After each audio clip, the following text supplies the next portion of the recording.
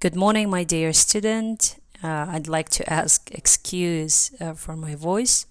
I had some sore throat a few days earlier, and so I hope you'll bear my voice and take the necessary knowledge. So here we start lesson 5. That's going to be the last lesson for IELTS listening. And from lesson 6, we'll start reading.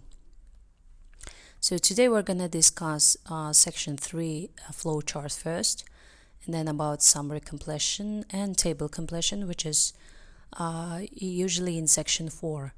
And the last slides will be about latest tips for IELTS listening. Okay, let's start with the flowchart. Flowchart is a type of diagram that represents a workflow or process.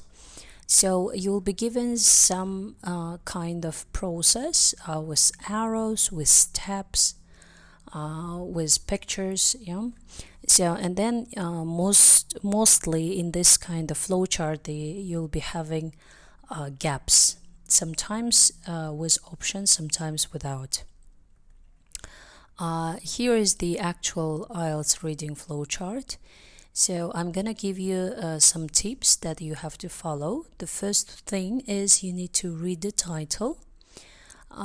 Before looking at the steps or on the diagram itself, try to read the title because it will give you the general overview and general understanding of the flowchart. And it will activate your schemata so that you can be more aware of what are you going to listen. And also it will help you to predict the answers in the gaps.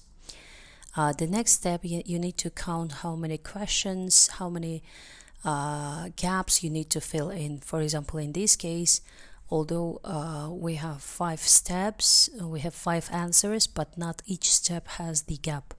For example, step number 2 doesn't have the gap. Next, you need to understand the keywords. When you read the instruction, for example, label the tunnels on the diagram below using words from the box. So as you see here, the word tunnels, if you translate directly into Russian, it will tuneli, yeah. So if you look at the picture without reading the instruction or title, you would think probably this is the root of a plant, yeah, not the tuneli, yeah, not the tunnels. And then you need to think, okay, these are the tunnels, but who made this, yeah?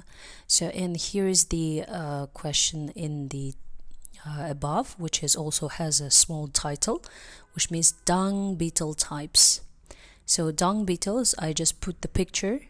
Of course, you're not gonna have this picture on your actual test. Just put the picture of a beetle. So the beetles made these tunnels. And then here we have centimeters. From 0 to 30 centimeters, which means the depths of these tunnels. And the next step, as you know, you need to count how many answers you need to answer, and as usual there are twice more options, yeah. That's why you need to focus on the answers, on the other words, and then on the last thing you need to read the options, because we usually have more options than the answers. Okay, the next type of flowchart is like this.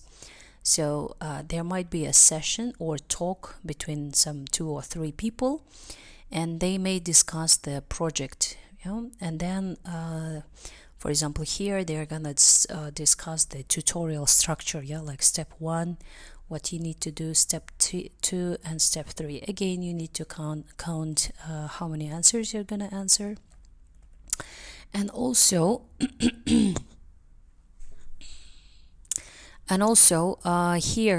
in the flowchart, you need to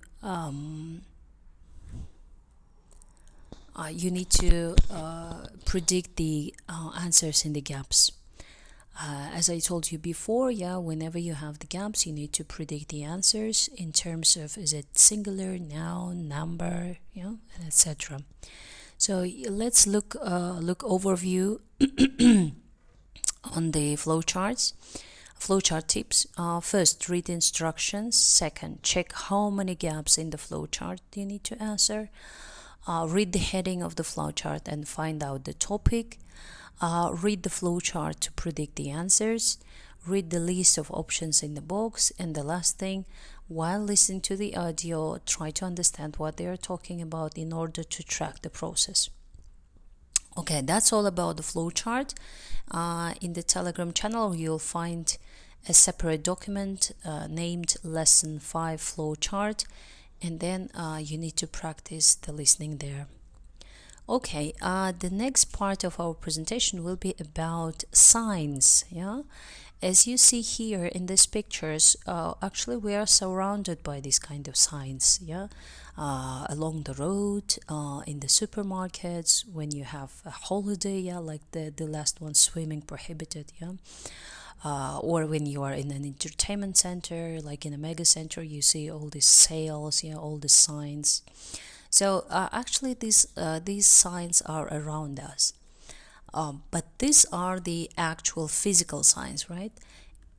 Also we have signpost language. So in language also we have this kind of signs where you have to navigate yourself, direct yourself. Yeah. So I'm gonna put the link of this YouTube channel, YouTube video. You need to watch it and take notes of more signpost languages. So this kind of signpost languages, it will help you to guide yourself when you listen to the long talk or long lecture, which is usually in section 4. Yeah. So when the lecturer speaks, sometimes he pauses, sometimes he says some words with a high intonation, or he or she puts the stress. Yeah. And also, not only in terms of pronunciation, in terms of language, you can also find that he or she is gonna tell something important. Yeah. For example, when they start the lecture, they usually say, today we'll talk about this. Yeah. So here, this is the phrase that indicates you that the speaker is going to tell you the topic. Or he can say, now let's turn to yeah. And then in this case, he usually moves to the new topic, which means in your case you need to move to the next gap or next step. Yeah, let's say. And another signpost here is not only because, but because, and this one. Yeah. So here he is giving more reasons. Or here more we have whether, or giving few alternative scenarios, instead, but giving alternative way as well. And the last one, very used one, is when they present the term or the name of something. They say, oh, it's called or it's known as this. Yeah. So when you hear these kind of phrases, you need to be aware that something important going to be said, and you probably need it for your gap filling. So this signpost languages is really useful in summary completion and in table completion. Let's discuss the summary completion first. As usual, you read the instruction, circle the keyword, and of course you need to identify how many gaps, how many questions you're going to answer. In this case is 5 gaps equal to 5 questions, and you need to underline and think of synonyms for the words which comes before the gap and after the gap, and also make a prediction. For example, in this case, number 2, as that of language, so probably it's gonna be the adjective. And of course, if it has a title, you need to read the title, and you need to count how many gaps you have and how many options. In this case, almost twice much as usual. Yeah. So that's all about summary completion. And here we have a table completion. In table completion, a bit different thing is that you need to make sure that you read all the headings. Yeah, make sure that you read all the headings and you understand the flow of the speech. For example, in this case, they start with each name of the person separately. For example, Gary Catchpole.